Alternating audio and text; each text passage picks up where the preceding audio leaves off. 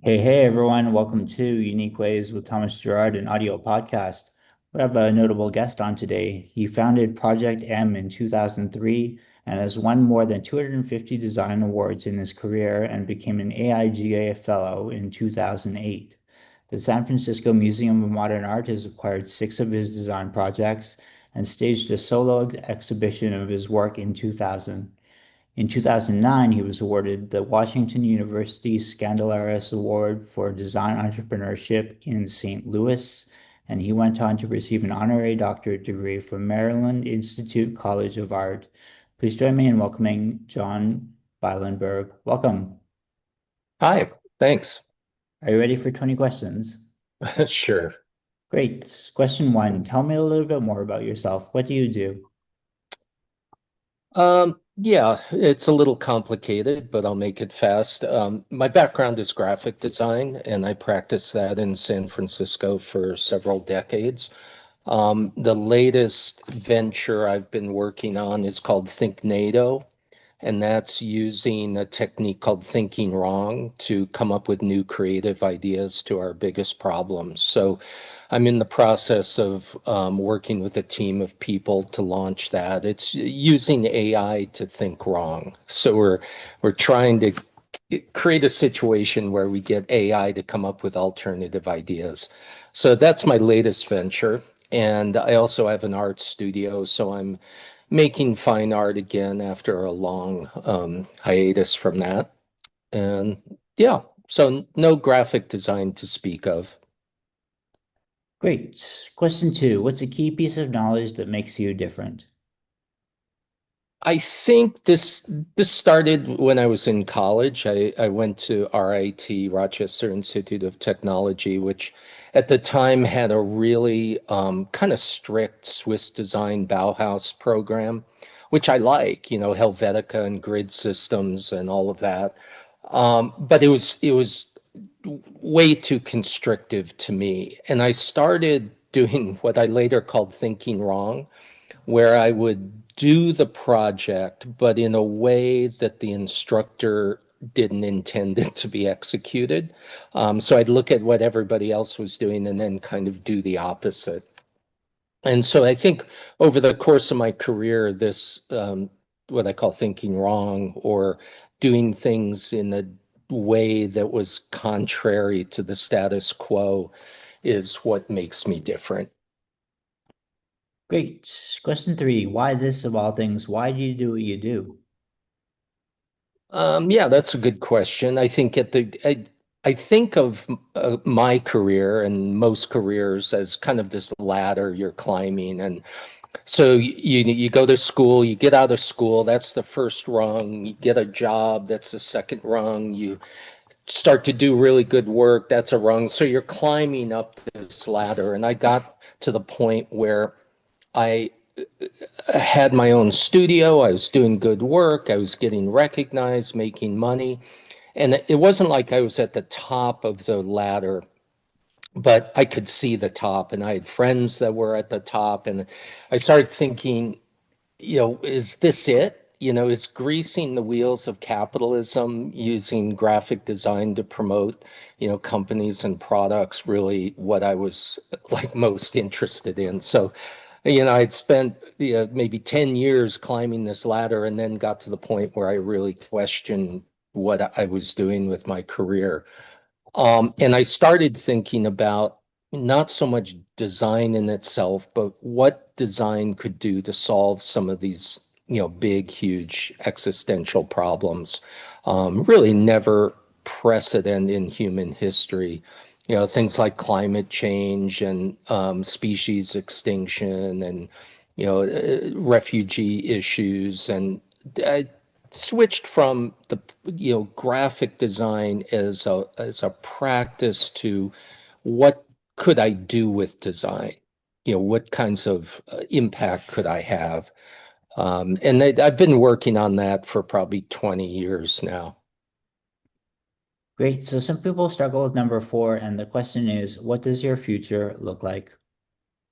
Yeah, I can answer that since I've sold my old firm to my partner, so I'm not connected to a design studio anymore. So I'm much more free to define the future. And as I mentioned before, I've got this new company called Think NATO. So getting that launched and getting these thinking wrong tools in the hands of young creative people so they can do great things in their careers is one of the things I'm focused on. Um, I'm one of the founding members and on the board of an organization called Pando Populous, which is based in Los Angeles and is working on sustainability projects. And we're really trying to scale that. We work with school age children and college age to come up with projects that have a positive impact on the future. So those are the kinds of things I'm focused on now, in addition to kind of exploring, my own art, which has, zero commercial purpose. It's just to express my own creativity and interest. Nice. So five we say is unique to this show. The question is, let's talk about location. How does the notion of place play into what you do? Yeah, I right now I have a house on the coast of Maine and another place in Ithaca, New York, near where I grew up in upstate New York. Um, it has two colleges, Cornell University and Ithaca College. And I think that, being in an academic town really makes a difference to me. There's a lot going on, and you can, attend lectures, and there's a lot of really smart, interesting people, both professors and students around. And I think that informs kind of what I'm thinking. Um, San Francisco had a huge impact on me. I went out there in 1980, right after I graduated from college in New York, and that was hugely influential. And so I think my career was very different than if I had gone to New York or Chicago or Los Angeles or something like that. It has a huge impact on me and the way I feel and how I feel about my life. I still don't know where I'll end up, to be perfectly honest. Great. So you're starting from the beginning. What advice do you give your former younger self? Boy, I was so naive when I went out to California, and my portfolio was a mix of design and more fine art oriented stuff, drawings and paintings and things. So it was really all over the place. Um, I was lucky that I got a job in a small advertising agency in Palo Alto at the time, but it was really just by chance. Um, and I think I was able to grow and be successful because I was so focused on working hard, but to just constantly be taking advantage of opportunities and saying yes to them without really even knowing where it would take me. But the thing that I tell students now, which I didn't know at the time, when you get out of school, you're standing in a spot. And that step, your first steps, your first job you might get, or a mentor you might have, or a town you might move to, has such a big impact because that direction, that vector from square one, will define, the direction of your career. And it's really hard. Once you're down that path, it's really hard to jump to another path. So I think the advice would be make sure those first steps are are in the right direction and you don't just need a job and take a job, designing Clorox bottles or something, because the work you do is the work you're going to get, and you'll be on a path you may not like. Hmm. Great. And what's a day in your life like? Mm, it's a mix. Yeah, I'm really into riding bikes and cycling, and I do these what are called gravel races around the world.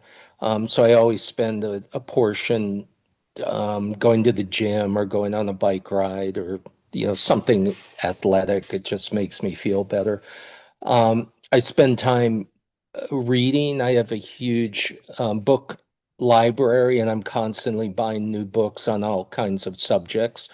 I had seen a video a while ago with Milton Glaser, and he was in his 90s and still working. And the interviewer asked him, "How do you keep going?" And he said he is constantly astonished, by the world. And he used his design work to explore, that astonishment.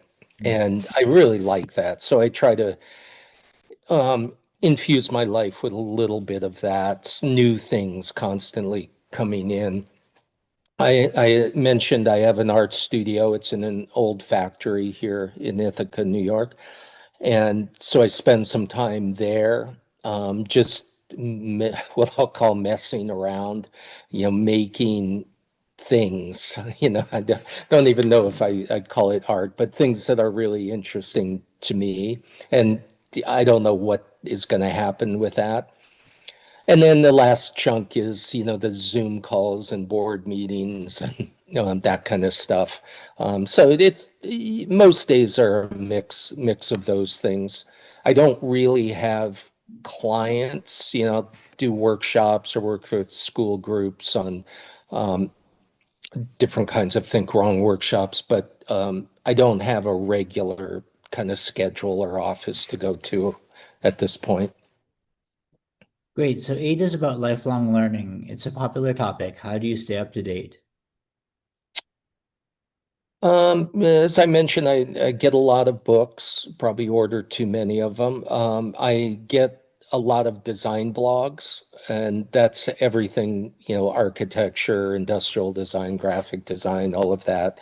It's almost too many to get through every day.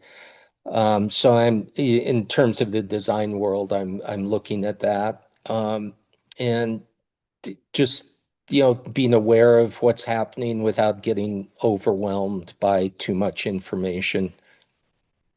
Great. So nine is about tools. Do you use both digital and analog tools?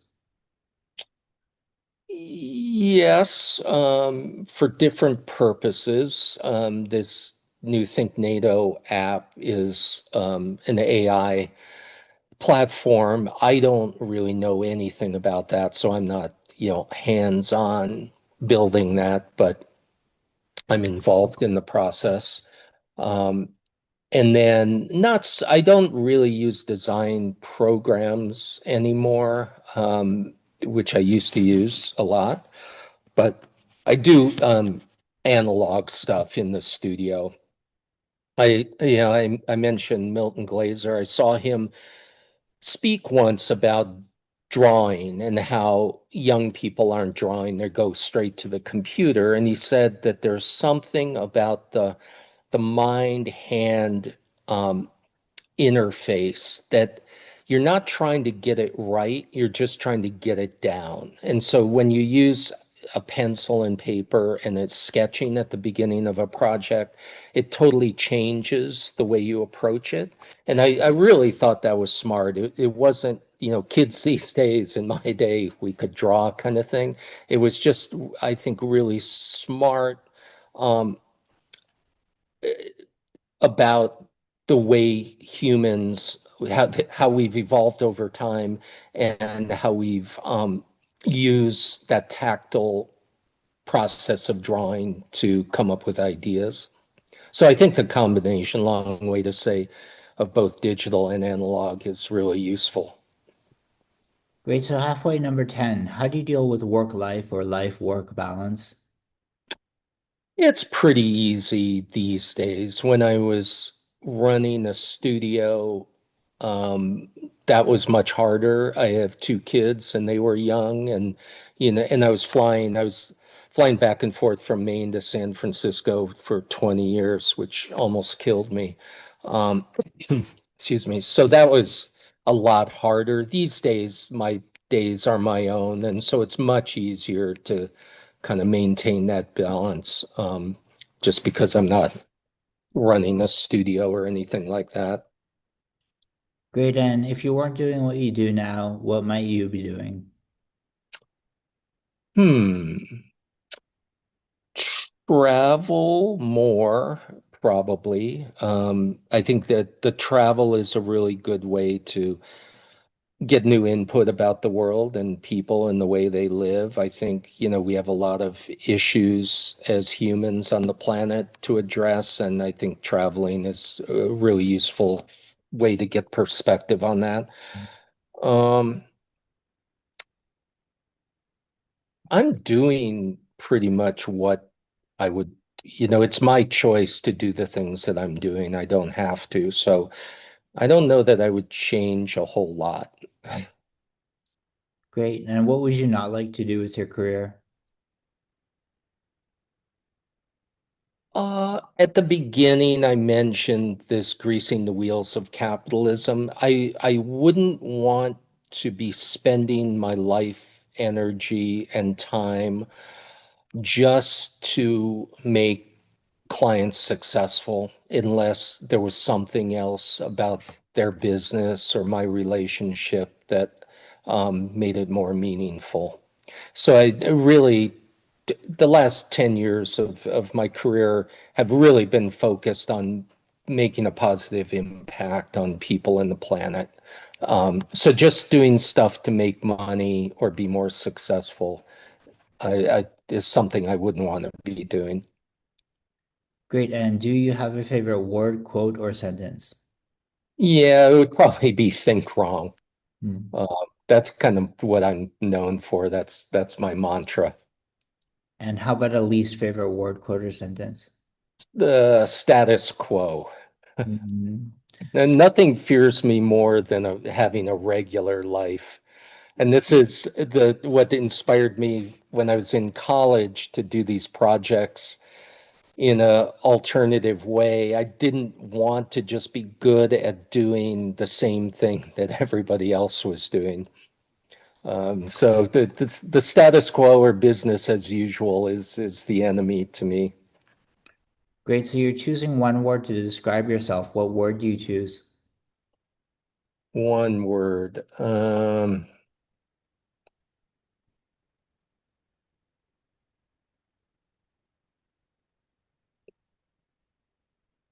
I don't even know. Like, I just think wrong. Hmm. One word. I don't know that I could come up with one word. Okay. What keeps you up at night? Humans. Uh, the I think, I mentioned this before that we're at this tipping point, that's really unprecedented in human history. We can't look at the past and predict the future because it's going to be so different. Climate is one of those. Humans' impact on the natural world and other species. We're not, even though we tend to think we are, we're not separate from that ecosystem, and we may be at the edge of really disrupting it with climate and in all its forms, not just warming, of course. So that keeps me up at night. You know, man's inhumanity to other people, keeps me up at night. We're in a very strange dystopian place in this country that I don't agree with. Um, And AI, to some extent, even though I think it has such great potential, it's being used for defense right now, and there's an arms race with Russia and China and India and the United States to get to what's called artificial general intelligence. And I did a project. I was running the Think Wrong Institute at the University of Kansas for a few years, and one of my former colleagues was design director at OpenAI. And this is before they launched ChatGPT or anything like that. Nobody had really heard of them. And they were still a nonprofit trying to keep AI on the rails. And when we talked to some of the scientists at OpenAI, none of them could guarantee a positive outcome to artificial intelligence once it reaches this AGI, they call it, because we just don't know. It'll be AI will be smarter than every brain on the planet put together. And so you just cannot predict exactly what that's going to mean. Um, so yeah, those kinds of things keep me up. I try not, I heard a quote recently that the future belongs to the optimistic. And there have been several people that have been credited with that. But I really think that's true. I try not to be too pessimistic, even when you are hearing bad news all the time. Great. And final stretch here. What's a dream you're chasing? Hmm. Hmm.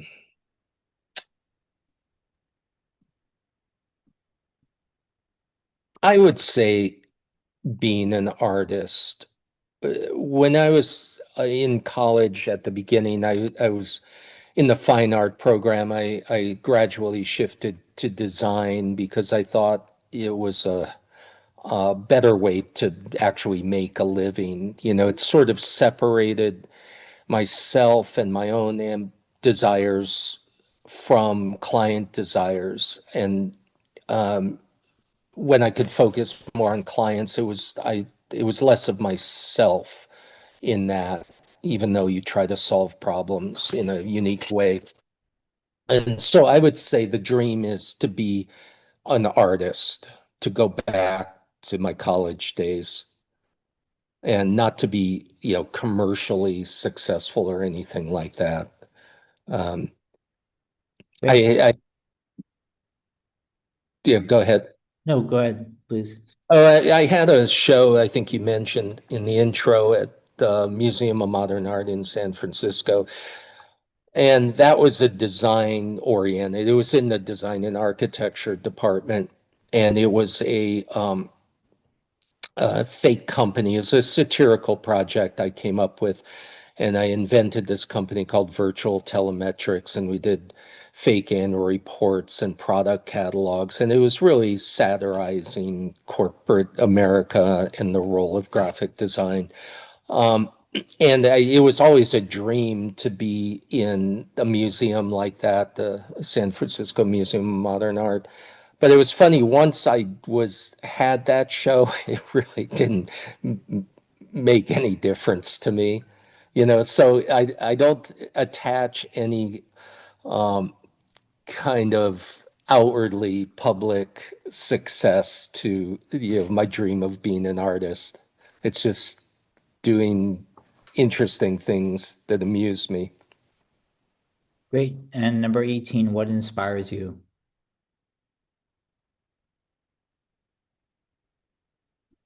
I think it's people who, not just designers or artists, but people who are really breaking rules in a positive way. And, just recently, Frank Gehry passed away. And I think he would be an example of that, who really, he had a full career designing shopping malls and stuff like that until he really hit on what became, his later work. And it was completely different and shocking to people. And I really admire that. It can be in business, people like Steve Jobs, or it can be in music. It really is independent of the category. But those kind of stories and people, Yvon Chouinard, the founder of Patagonia, would be another example. Great. And last couple here, number 19, any advice you'd like to share? Um,